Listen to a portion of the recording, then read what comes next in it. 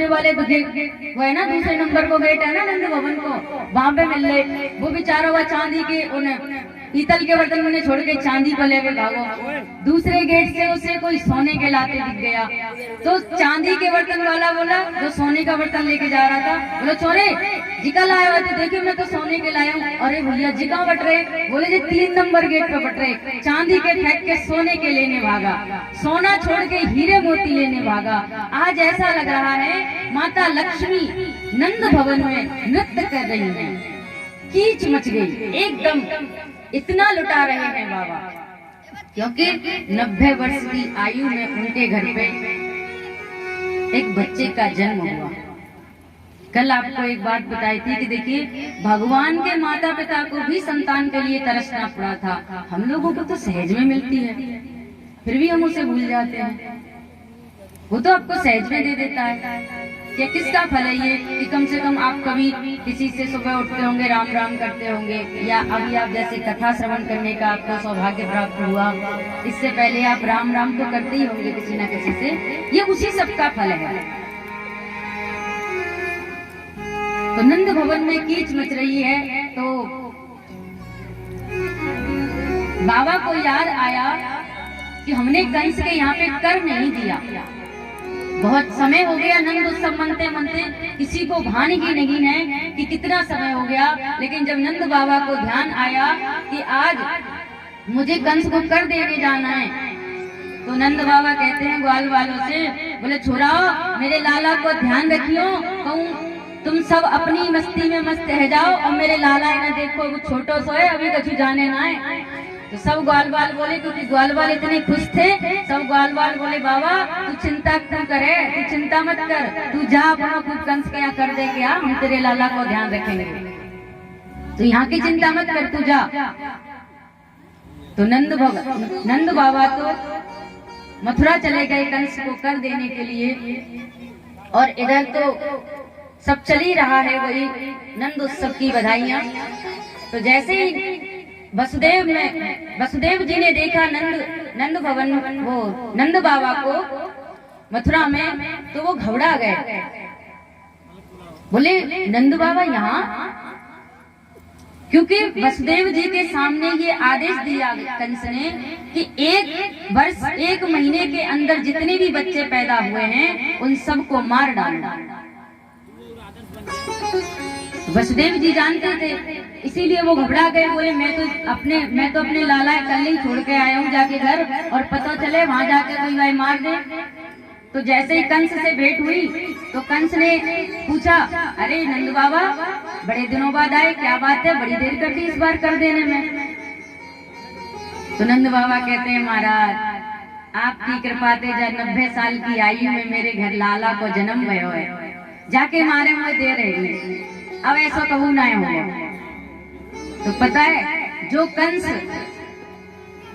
जिस कंस को भगवान मारेंगे, जिस कंस को डर था कि देवकी का 8वां पुत्र मेरा काल होगा, उसी काल को आशीर्वाद देता है कि अच्छा तेरे घर में लाला को जन्म भयो है कि हाँ, कि चल मैं आशीर्वाद देता हूँ तेरा लाला जुग जुग जी।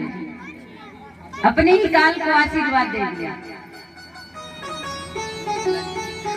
तो जब वसुदेव जी ने देखा तो उन दोनों की भेंट हुई, नंद बाबा की और वसुदेव जी की। तो वसुदेव जी ने कहा, अरे भैया तू यहाँ कैसे, राम श्याम हुई, बोले तू यहाँ कैसे, कि भैया मैं यहाँ पे कंस का कर देने आया था। तो वसुदेव जी ने कहा तू कंस को कर दे आया, मुझे तेरी कुछ दशा ग्रह दशा ठीक ना लग रही, तू यहाँ क्या कर रहा है, तू जल्दी जा अपने घर देख, तेरी कछु ग्रह दशा ठीक ना है। और जैसे ही, लेकिन इससे पहले जब पूछा था वसुदेव जी ने कि मैंने सुनी है तेरे घर में लाला भयो है, तेने मुँह बताई ना है, क्योंकि नंद बाबा और वसुदेव जी आपस में मित्र हैं। उन्होंने पूछा कि मैंने सुनी है तेरे यहाँ लाला को जन्म भयो है, तेने मुँह बताई ना है। तो वसुदेव कहते हैं भैया मैंने तो जाता ही ना बताई कि मैं तो बताऊं, जा कंस ने तेरे 6 पुत्र मरवा दिए, अगर मैं तुझे बधाई दूं, मैं तुझे खुशी दूं, मैं तुझे अपनी खुशी सुनाऊं तो कहीं तुझे बुरा न लगे। और मित्रता ऐसी ही होनी चाहिए। अगर हमारा मित्र दुखी है तो हम अगर खुश हैं तो उससे ये प्रकट नहीं कराना चाहिए कि हम तो बहुत खुश हैं।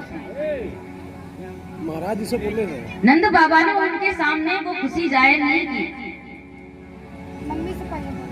जब वसुदेव जी ने कहा कि तुम्हारी ग्रह दशा ठीक नहीं है तो तुरंत नंद बाबा वहां से भागे और इधर और यही मंत्र जपते जा रहे हैं, हे नारायण मेरे लाला की रक्षा करियो, हे नारायण मेरे लाला की रक्षा करियो। और इतने में बाबा घर पहुंच नहीं पाए कि वहां पे मौसी पूतना पहुंच गई। पूतना मौसी एक सुंदर स्त्री का भेष धारण करके पहुंच गई, क्योंकि राक्षसी भेष था। अब कैसे पहुंचेंगी वहां पे, तो उन्होंने एक सुंदर स्त्री का भेष बनाया जो बरसाने से बधाई देने मैया को आ रही थी, उसी झुंड में शामिल हो गई और कहती है यशोदा मैया को देखकर, अरे बहन यशोदा बधाई हो। मैया देखकर चौंकती है कि मैंने इससे पहले तो कभी नहीं देखा, ये कौन है। मैया जब आश्चर्यचकित होकर देखती है तो पूतना कहती है, अरे बहन तू ऐसे क्यों देख रही है, तूने मुझे पहचाना नहीं, ऐसे टुकुर टुकुर देख रही है जैसे मैं कहूँ देखो ना हुए। मैया बोली, बहन मैंने तो कभी ना देखा, तू कौन है। अब पूतना रिश्ता निकालने लगी मैया से। यशोदा मैया से बोली, अरे कोई ना पता तू भूल गई होगी, तू तो खुशी में बावरी है रही है ना, मैं तेरी दूर की बहन लगूं। अच्छा तो यशोदा मैया बोली, अच्छा चल ठीक है, होगी कोई मुझे याद ना आ रही होगी, बाद में याद आ जाएगी, तू ऐसा कर लाला पलना में सो रहे हो, तू आके दर्शन कर बा आशीर्वाद दे। अब पूतना तो ये चाहती हुई थी कि मैं किसी भी प्रकार से लाला के पास जाऊं, बच्चे के पास जाऊं और उसे खत्म करूं। तो पूतना को अवसर मिल गया और पूतना भगवान के पास जाने लगी तो भगवान ने अपने नेत्र बंद कर लिए। भगवान ने पूतना को आते देख नेत्र क्यों बंद कर लिए। बोले मानो शंकर भगवान से ये कह रहे हैं कि प्रभु मैं तो माखन मिश्री खाने आया हूँ, मैं तो ग्वाल वालों के साथ जूठन कूठन खाने आया हूँ और ये मौसी हमें विष पिलाने आई हैं, तो आप इस विष का पान करो और मैं दुग्ध पान करूंगा।